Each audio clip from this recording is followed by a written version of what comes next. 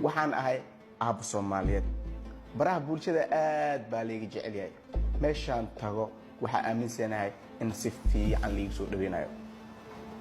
waxa idinka qarin doonaa xaaskeyga inay caan tahay iyo in kale xaaskeyga waan jeclahay waxa aaminsanahay inay tahay xaaska adduunka ugu quruxda badan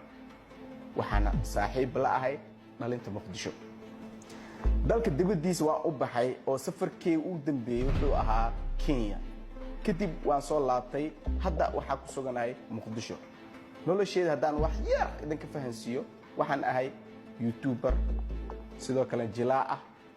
midabkeyguna waa madow marka kumaan ahay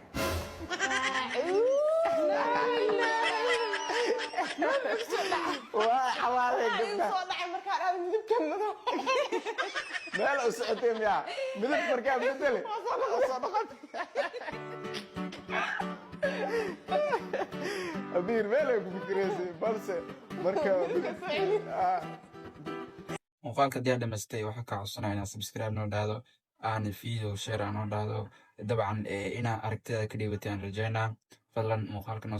noo share gareey ciwaankana subscribe noo dheh aadan maastaan walba waxaa jeclaa inaan kusoo gudbiyo waxyaabo ku xiis geliya